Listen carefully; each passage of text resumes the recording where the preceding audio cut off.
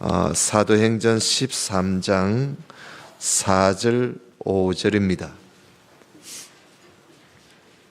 사도행전 13장 4절 5절 두 절만 보겠습니다. 두 사람이 성령의 보내심을 받아 실루기아에 내려가 거기서 배 타고 구브로에 가서 살라미에 이르러 하나님의 말씀을 유대인의 여러 회당에서 전할세 요한을 수종자로 두었더라. 아멘. 아멘.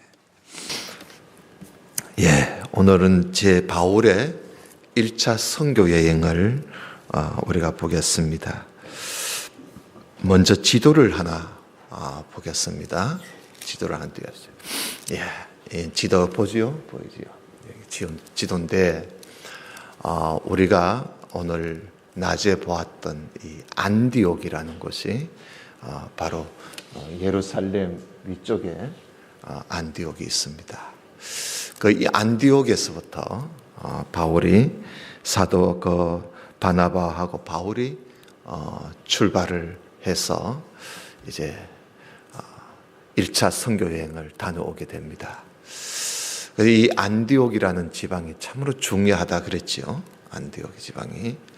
여기서 바울이 선교 활동을 이제 출발을 여기서 하고 또 도착도 여기에 도착을 하고 그렇게 합니다. 오늘 여러분 4절에 보면 두 사람이 성령의 보내심을 받았다 그러죠. 그래서 여러분 선교는 교회 안디옥 교회가 두 사람을 파송했지만 성경에서는 뭐라고 그러지요? 성경에서는 성령이 보내셨다 그럽니다. 그래서 교회에서 파송했지만 사실은 교회에서 파송한 것이 아니라 하나님의 성령이 이들을 보내신 겁니다. 그래서 우리 선교사님들은 우리 교회도 많은 오성욱 선교사님부터 시작해서 여러 선교사님들을 협력하고 있습니다만은 이 선교사님들은 우리가 파송한 선교사님은 아닙니다만은 다 어느 교회에서 다 파송을 받은 선교사님들이지요. 근데 이분들이 바로 그 단체나 그 교회에서 파송한 것이 아니라 사실은 성령이 그들을 보내셨다. 성령이 보내신 겁니다. 그러니까 하나님이 보내셨단 말이에요. 그래서 오늘 낮에도 말씀드렸듯이 선교는 하나님이 시키는, 하나님이 교회를 통해서 하나님께서 시키신 일이 바로 선교입니다. 그래서 교회는 그저 하나님이 시키시는 일을 하는 것밖에 없어요. 하나님께서 시키시는 일을 교회가 맡아서 그 일을 하는 겁니다. 그러니 결국은 하나님이 보내신 것이죠. 그죠? 그래서 그 4절에 두 사람이 성령의 보내심을 받았다 하는 이 말씀을 우리가 그냥 흘려보지 말고 잘 봐야 되겠습니다. 자, 거기에서 실루기아로 내려가 거기서 배 타고 그러지요. 그래서 안디옥에서 배를 타기 위해서 항구로 옵니다. 그래서 실루기아는 항구예요. 항구에 와서 배를 타고 구브로에 간다. 여러분 구브로 여기 보이죠? 섬 같이 보이죠? 섬. 키프로스라 그럽니다. 구브로 섬이에요. 이 섬에 이제 갑니다. 이 바나바가 이 구브로 섬 출신이에요. 그래서 아마 바나바하고 사울이 지금 1차 선교 여행을 가는데 아마 바나바가 자기 고향 땅부터 가자고 한 것 같아요. 그래서 이 구브로에 갑니다. 구브로에 가서 제일 첫 항구가 살라미라는 항구입니다. 살라미. 그 살라미라는 항구에 도착을 해서 여러분 그 5절 봐요. 살라미에 이르러 하나님 말씀을 유대인의 여러 회당에서 전했다 그러지요. 유대인들의 회당. 그러니까 이게 벌써 뭐예요? 살람이라는 이 섬 마을에 벌써 유대인들이 모여서 하나님 앞에 기도하고 또 율법을 또 읽고 하는 이런 기도 처소가 벌써 있었던 겁니다. 그러니까 여러분, 유대인들이, 예루살렘 그 유대인들이 벌써 많이 흩어져 살고 있는 것을 볼 수가 있겠지요. 그리고 이 구브로 섬까지 이 유대인들이 와서 여기서 살면서 이들이 주로 회당에 모여서 기도하고 말씀 보고 그런데, 근데 이 바나바와 사울이 어딜만 가면요, 어디 가면 시장 구경하러 가는 게 아니라, 시장 구경하러 다니고 뭐 이런 상가에 물건 사러 다니는 거 아니고요. 이 두 사람은 가기만 하면, 도착하기만 하면 회당부터 갑니다. 회당. 왜냐하면 거기 가야 유대인들을 만날 수가 있기 때문에. 그래서 유대인의 회당에, 살라미에 가서 유대인의 회당이 있으니까 거기 간 거예요. 그래서 우리가 앞으로 이제 몇 번 이래 보겠는데, 바울의 그 선교 여행의 특징이 뭐냐 하면, 그 바울은 어디든지 가면 유대인의 회당부터 찾아갔다는 거. 거기 가야 유대인들을 만날 수가 있고, 또 거기 가서 거기는 뭐 사람들이 절로 모여져 있으니까 하나님 말씀 가르치기도 얼마나 좋겠습니까? 그래서 오늘 여기 살라미에도 벌써 유대인의 회당이 있어서 바울이 거기 가서 하나님 말씀을 전합니다. 요한을 수종자로 두었더라 하는 말씀이 여기에 나와 있어요. 이 요한은 마가 요한입니다. 마가 요한. 마가 요한의 어머니가 마리아지요. 아주 돈이 많습니다. 돈 많은 그 분이에요. 그런데 이 돈이 많지만 이분이 사치를 하고 그런 분이 아니라 집을 잘 지어놓고 자기의 그 집에 2층 집은 얼마나 넓은지 아마 우리 교회 본당만 할 거예요.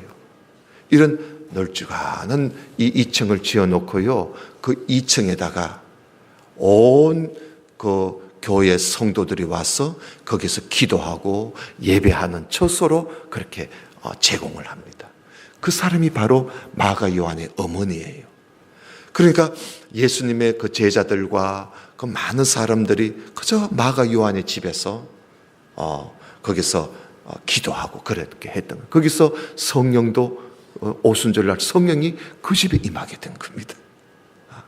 근데 그 마가 요한이 이 바나바와 사울이 저기 예루살렘에 구제금을 갖다 주러 갔다가 거기서 만나가지고 이 마가 요한이 바나바와 사울을 따라서 안디옥까지 오게 된 겁니다. 그 오늘 우리 낮에 봤지요. 그게 12장 25절에 나와 있어요. 마가 요한이 따라왔다.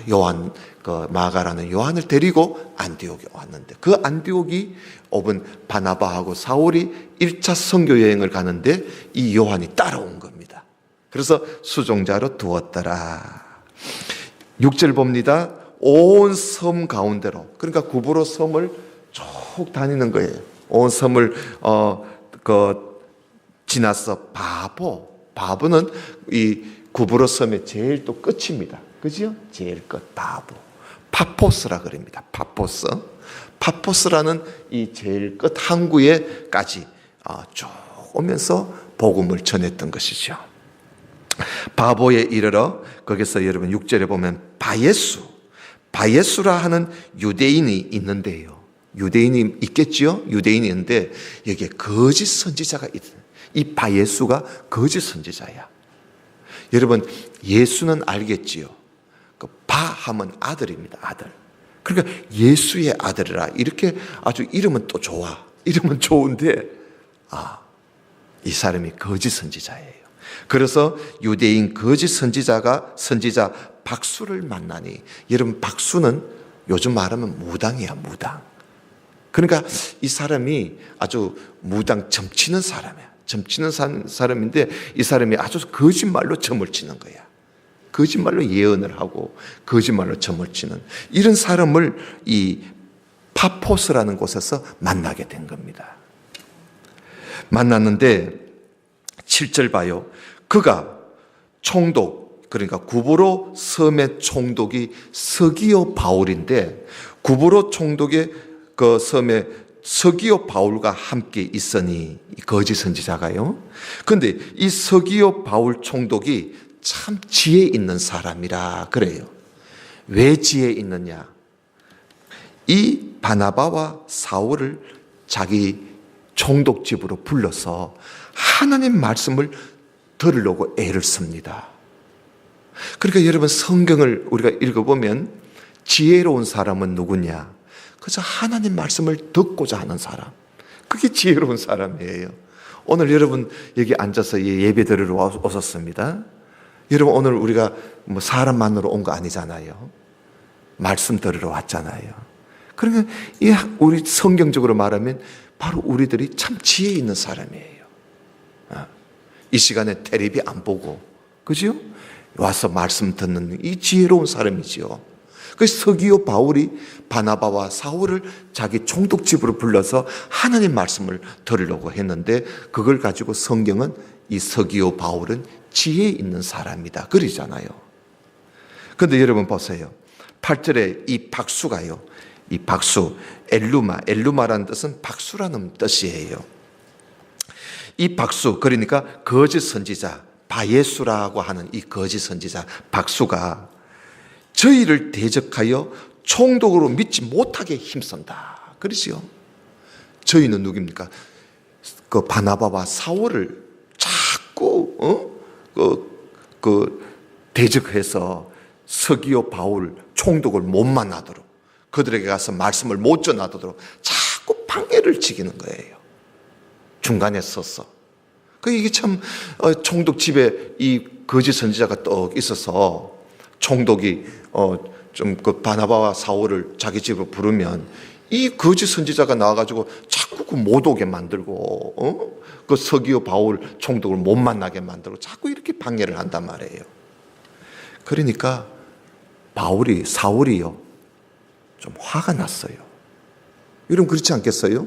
아니, 총독은 어떤지 하나님 말씀을 들으려고 애를 쓰는데 이 중간에 서서 이 사람이 자꾸 못하게 자꾸 막으니까.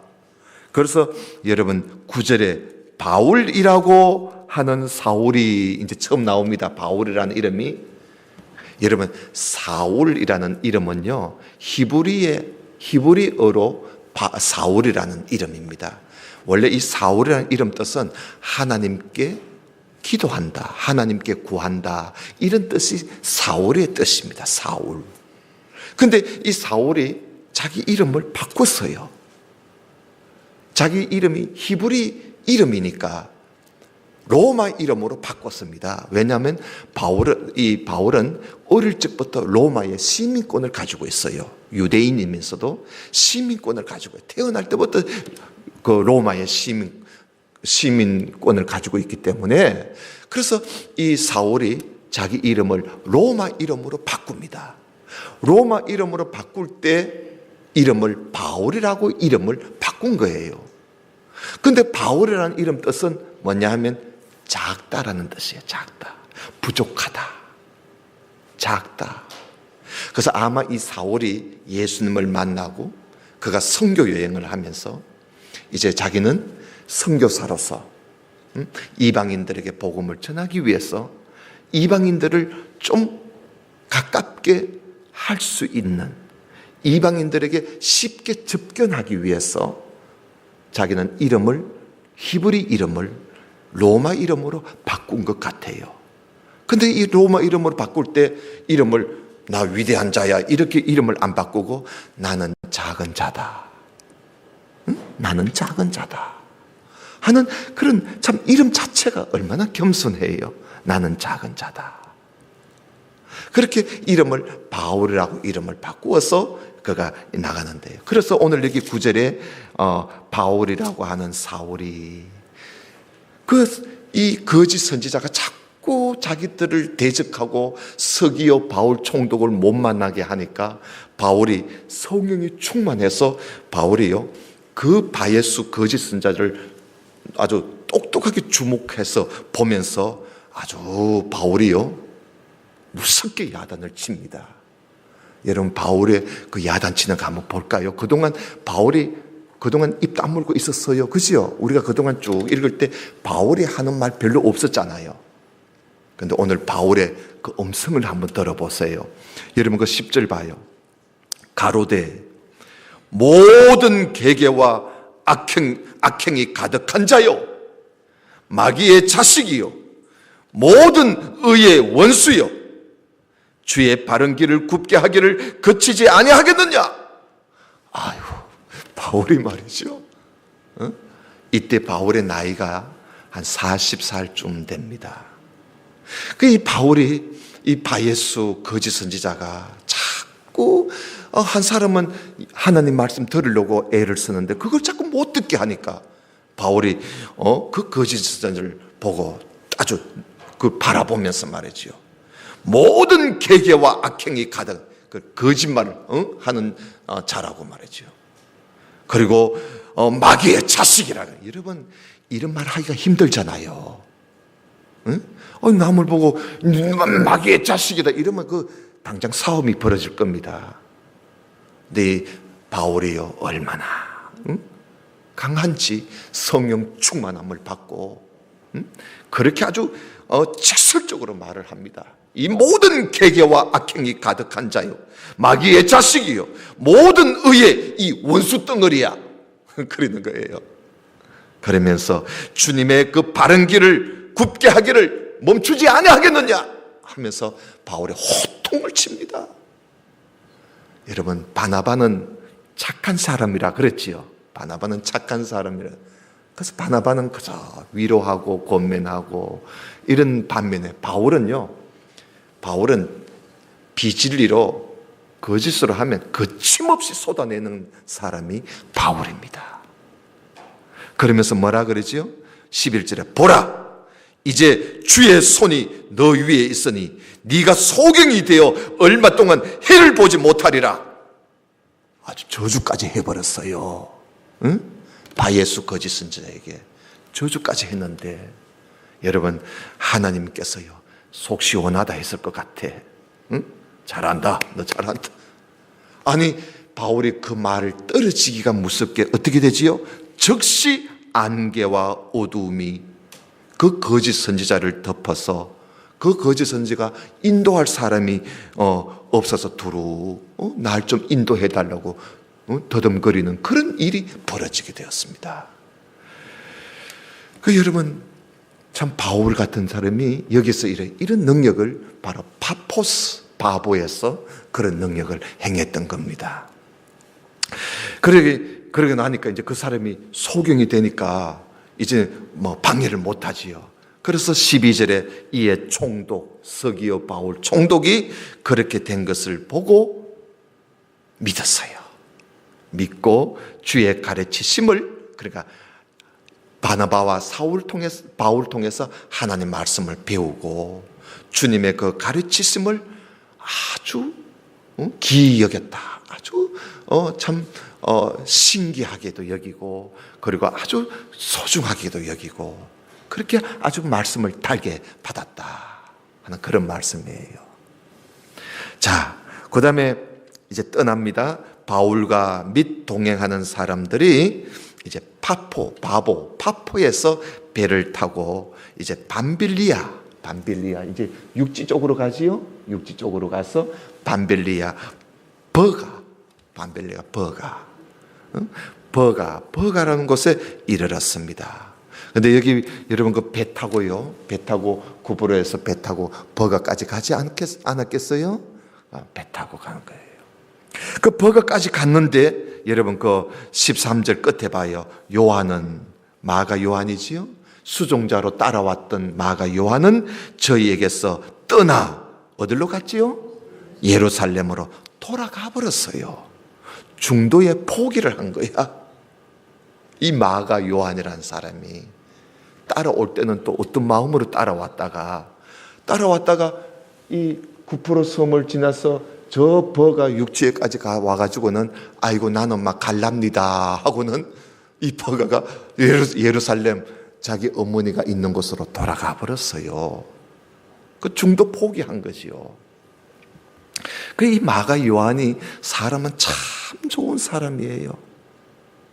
근데 이 사람이 이렇게 참 이때는 아마 여러분들이 이야기해요. 마가 요한이 저 안디옥에서 배를 타고 이까지 오는데 너무 고생을 해서 생전 고생해보지 않은 부잣집 아들이 고생을 하다 보니까 아이고 그 중도에 포기했다는 말도 있고요. 또 어떤 사람은 저 육지에 버가에 와 보니까 산맥이 큰 높은 산들이 있고 참 앞으로 갈 생각을 하니 막막하기도 하고 또 고생하겠구나 해서 고생을 할까봐 돌아갔다는 말도 있고요.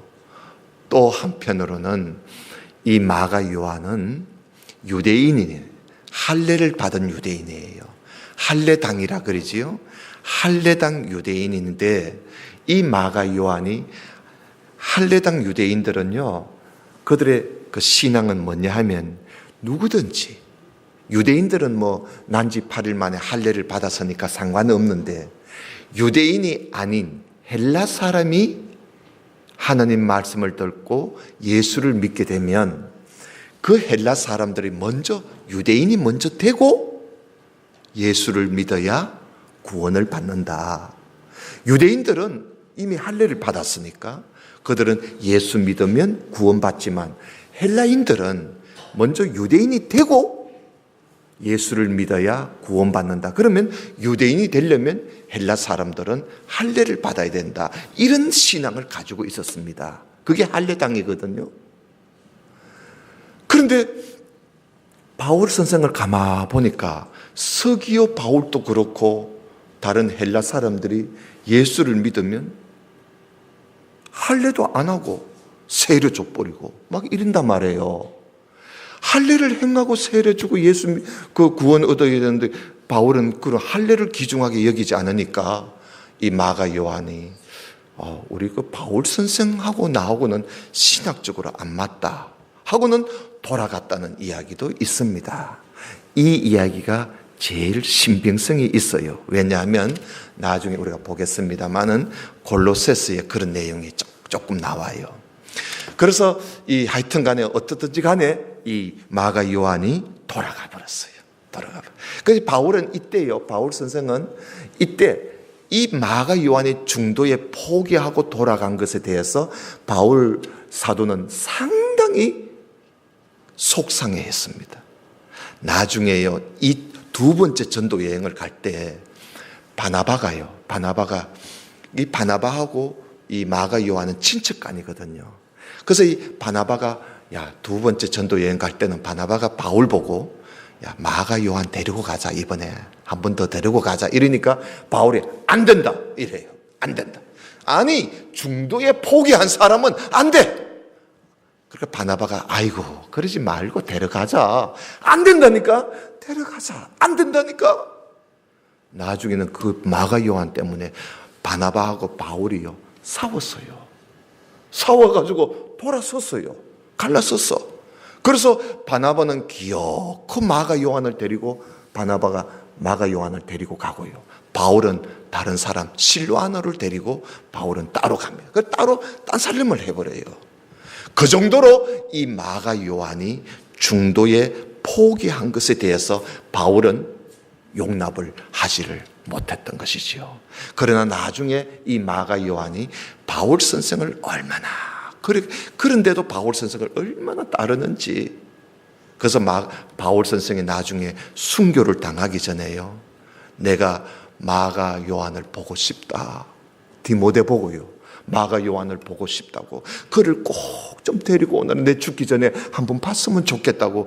그럴 정도로 마가 요한을 바울이 나중에는 그렇게 좋아합니다. 하여튼 이때는 초기 때니까 마가 요한의 진면모를 몰랐으니까 바울이 2차 전도 여행 때는 그렇게 맵습게 했습니다마는 하여튼 그 요인이 바로 오늘 여기 13절에 요한이 돌아갔다는 것에 대해서 바울에게 그런 아픔이 있었습니다. 자, 14절 봅시다. 저희는 버가로부터 지나 비시디아 안디옥. 여러분 여기에 안디옥은 비시디아 지역의 안디옥입니다. 원래 안디옥이 아니고 수리아의 안디옥이 아니고 비시디아 지역의 안디옥에 왔습니다. 비시디아 안디옥 저 꼭대기에 있죠. 그죠? 비시디아 안디옥. 이게 이 지역이요. 이 터키 지역입니다. 아시아. 응? 터키 지역이에요. 요즘 지도상으로는. 비시디아 안디옥에 이르러 안식일에, 보세요. 안식일에 회당에 또 들어가지요. 보세요. 바울은 어딜 가면 회당을 찾아요. 그래서 안식일 날 회당에 가면은 유대인들이 모여서 안식일을 지킨다고 모여 있을 거 아닙니까? 그래서 안식일에 회당에 들어가 딱 앉았어요. 아마 함께 성경을 공부하기 위해서 앉은 것 같아요. 그래서 여러분 15절 봐요. 율법과 선지자의 글이지요. 율법과 선지자의 글이 이게 뭐예요? 구약 성경이지요. 구약. 이때는 아직 신약이 없을 때입니다. 그래서 구약 성경을 읽은 후에 회당장들이, 회당장, 그 회당의 장이요. 장들이 사람을 바울에게 보냅니다. 보내어서 뭐라 그러지요? 형제들아, 만일 백성을 권할 말이 있거든 말을 해라. 백성들에게 무슨 할 말이 있거든 네가 말을 좀 해라. 그러니까 설교할 기회를 준 겁니다. 설교할 기회를 줬어요. 그래서 우리가 이제 이 16절부터 바울이 설교하는 바울의 설교를 우리 한번 성경을 한번 이래 읽으면서 한번 보십시다. 바울이 어떻게 설교하는가? 바울의 설교를 우리가 참 이게 얼마나 소중한 자료입니까 이게? 바울의 설교를 우리가 이 시간 들을 수 있다는 거. 2000년이 넘어가지고 말이죠. 바울의 설교를 우리가 이 성경을 통해서 볼 수 있으니 이게 얼마나 귀중한 자료입니까? 바로 비시디아 안디옥에서 바울이 설교를 합니다. 유대인들 앉혀놓고. 그래서 여러분 그 16절 봐요. 바울이 일어나 손짓하며 말하되, 아마 바울이 이렇게 손짓을 한 것 같아요.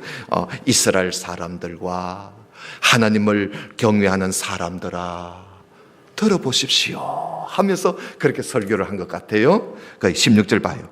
이스라엘 사람들과 및 하나님을 경외하는 사람들아 들어라.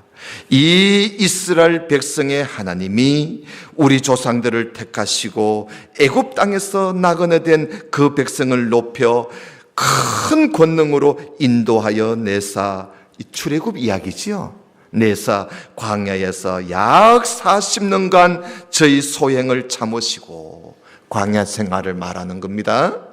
가나안 땅 7족속을 멸하사 그 땅을 기업으로 주시고, 가나안 땅을 주었잖아요. 하나님께서 약 450년간. 그 후에 선지자 사무엘 때까지 사사를 주셨더니 그 후에 저희가 왕을 구하거늘 하나님이 베냐민 지파 사람 기스의 아들 사울을 40년간 주셨다가, 이게 이제 제일 첫 번째 왕 아닙니까? 주셨다가 패하시고. 그러니까 구약 성경을 우리가 읽은 분들은 이거 다 알겠지, 그죠? 피하시고 다윗을 왕으로 세우시고 증거하여 가라사대 내가 이새의 아들 다윗을 만나니 내 마음에 합한 사람이라 내 뜻을 다 이루게 하리라 하시더니, 하나님이 약속하신 대로 이 사람의 씨에서 이스라엘을 위하여 구주를 세우셨으니 곧 예수라. 이 바울 보세요. 구약을 능통하게 알고 있지요. 창세기 아브라함 때부터 시작해서 다윗 때까지 깨뚫러 보고 있잖아요. 그런데 여러분 보세요. 이 짤막한 문장 몇 문장을 가지고 구약 전체를 요약해서 말하고 있다는 이 바울의 이 솜씨, 대단한 겁니다. 아마 우리 같았으면 몇 장을 썼을 거예요. 큰 몇 문장에 단 한 문장을 가지고 구약을 다 요해서 아브라함부터 예수님까지 다, 그래서 예수님이 다윗의 자손으로 오셨다 하는 거예요. 이만큼 바울이 공부를 많이 한 거예요. 성경을 많이 읽은 거죠. 그리고 여러분 24절 봅니다. 그 오시는 앞에 요한, 이게 세례 요한 아닙니까? 세례 요한 이야기를 합니다. 요한이 먼저 회개의 세례를 이스라엘 모든 백성에게 전파하니라. 요한이 그 달려갈 길을 마칠 때에 말하되 너희가 나를 누구로 생각하느냐? 나는 그리스도가 아니라 내 뒤에 오시는 이가 있으니 나는 그 발에 심풀기도 감당치 못하리라 하였으니 형제들 아브라함의 후예와 너희 중 하나님을 경외하는 사람들아, 이 구원의 말씀을 우리에게 보내주셨다. 드디어 이제 구원의 복음을 전합니다. 이 구원의 말씀을 우리에게 보냈었건을 예루살렘에 사는 자들과 저희 관원들이 예수와 및 안식일마다 외우는 바 선지자의 말을 알지 못함으로 예수를 정죄하여 선지자들의 말을 응하게 하였도다. 예수님을 죽였단 말입니다. 그래서 예수님의 어떻게 해서 죽임을 당했는가 하는 걸 이야기하고 있지요. 그러니까 구약 이야기부터 쭉 해서 지금 예수님 십자가 이야기를 하고 있습니다. 너희들이 그렇게 안식일마다 외우던 하나님 말씀을 알지 못해서 예수를 십자가에 못 박아 죽였다는 겁니다. 여러분, 이게 참 무서운 말씀이에요.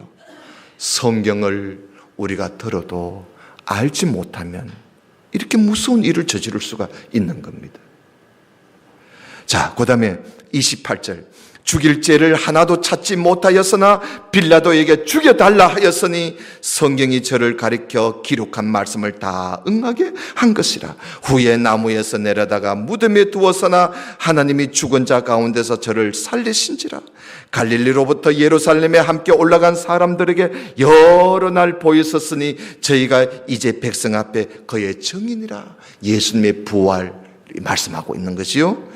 우리도 조상들에게 주신 약속을 너희에게 전파하노니 곧 하나님이 예수를 일으키사 우리 자녀들에게 이 약속을 이루게 하셨다 함이라. 시편 2째 편에 기록한 바와 같이 너는 내 아들이라 오늘 너를 낳았다 하였고, 바울이요 시편의 말씀을 인용해서 또 설명을 계속하고 있습니다.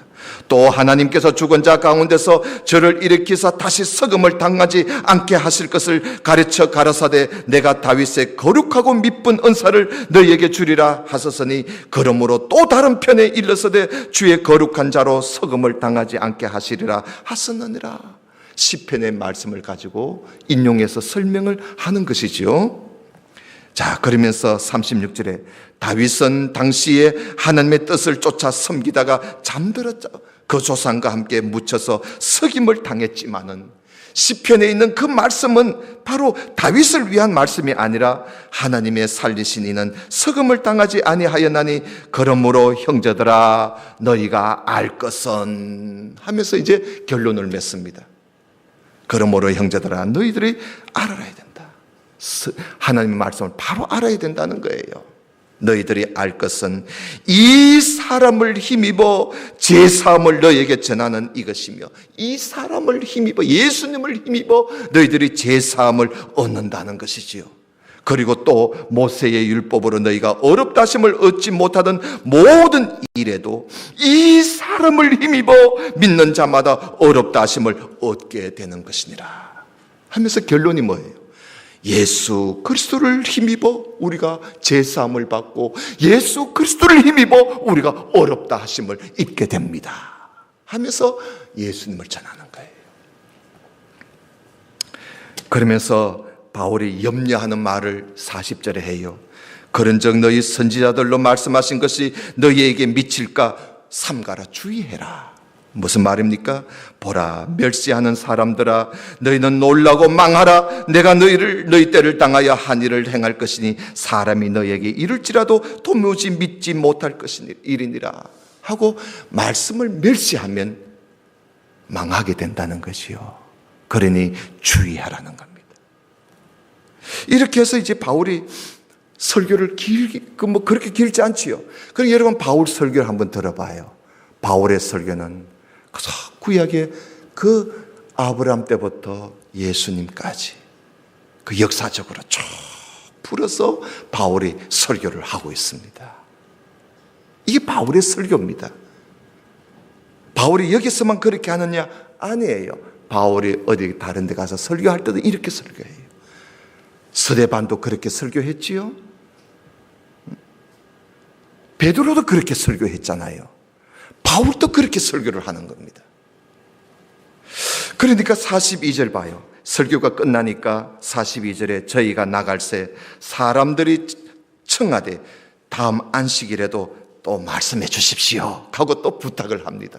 다음 안식일 날에도 우리한테 또 설교해 달라고 부탁을 해요. 이 말은 뭐예요? 은혜를 받았다는 겁니다. 그래서 폐해한 후에 유대인과 유대교에 입교한 경건한 사람들이 많이 바울과 바나바를 쫓으니까 두 사도가 이들을 보고 뭐라 그러지요? 여러분, 항상 하나님의 은혜 가운데 있으십시오. 항상 하나님의 은혜 가운데 머무십시오. 그렇게 이제 이야기를 합니다. 자, 44절. 그 다음날 안식일이 됐습니다. 그 다음날 안식일에 온 성이 거의 다가, 모든 사람들이 거의 다가 하나님의 말씀을 들으려고 모여들었습니다. 그러니까 그 다음 안식일 날에는 하여튼 온 성에 비시디아 안디옥에 있는 사람들, 거의 모든 사람들이 다 모여들었어요. 바울의 설교를 들으려고. 유대인들이 그 무리를 보고 사람들이 다 바울에게 모여드니까 유대인들이 이걸 보고 45절에 어떻게 하지요? 좋아해야 되잖아요. 그런데 시기가 가득하여 바울의 말한 것을 변박하고 비방하고 보세요. 이 못된 사람들이 있지요. 시기가 가득해서 사람들이 바울과 바나바를 따르니까 그걸 미워가지고요. 그래서 바울의 말하는 것마다 변박을 주고 비방을 하고 말이죠. 그러나 46절에 바울과 바나바가 담대히 하나님 말씀을 전합니다. 담대히. 그래서 하나님 말씀을 마땅히 먼저 너희에게 전할 것이로되 너희가 버리고 영생 얻음을 합당치 않은 자로 자처하기로 우리가 이방인에게로 향하노라. 주께서 이같이 우리에게 명하시되 내가 너를 이방의 빛을 삼아 너로 땅끝까지 구원하게 하리라 하셨느니라 하니, 이방인들이 바울의 말을 듣고 기뻐하여 하나님 말씀을 찬송하며 영생 주시기로 작정한 자는 다 믿더라. 주의 말씀이 그 지방에 두루 퍼지니라. 이에 유대인들이 경건한 기부인들과 그 성내 유력자들을 선동해서 바울과 바나바를 핍박해 하여서 그 지경에서 쫓아내니 두 사람이 저희를 향하여 발에 티끌을 털어버리고 이고니온으로 갔다. 그러나 제자들은 기쁨과 성령이 충만했더라. 그럽니다. 자, 이렇게 해서 이 바울의 선교 1차 선교 여행이 비시디아에서 아주 큰 역사가 일어났어요. 그래서 이제 이고니온으로 갔습니다. 이제 이고니온에서 있었던 이야기는 다음 주일날 우리가 보도록 그렇게 하겠습니다. 이렇게 해서 바울의 선교 여행이 어떻게, 선교 여행은 우리 같이 다녀보면 되는 거예요. 그래서 이런 일이 있었구나. 그래서 여러분, 우리가 이렇게 하나님 말씀을 전하다 보면 핍박자도 있고 시기하는 자도 있고, 그러나 바울과 바나바는 조금도 두려워하지 않고 담대하게 하나님 말씀 전합니다. 우리 모두도 담대함을 가지고 주의 말씀 전하는 저와 여러분 될 수 있기를 주님 이름으로 축원합니다. 기도드립시다. 하나님 아버지, 감사합니다. 이 시간에 하나님의 말씀을 우리가 함께 보면서 바울의 선교 여행을 우리가 함께 다녀보면서 바울이 가는 곳마다 하나님의 큰 역사를 일으키는 모습들을 우리가 함께 보았습니다. 우리가 전하면 하나님이 도와주심인 줄로 우리가 믿고 우리도 열심히 담대함을 가지고 하나님 말씀 전하는 우리 모두가 되게 하여 주옵소서. 예수님 이름으로 기도드리옵나이다. 아멘. 이제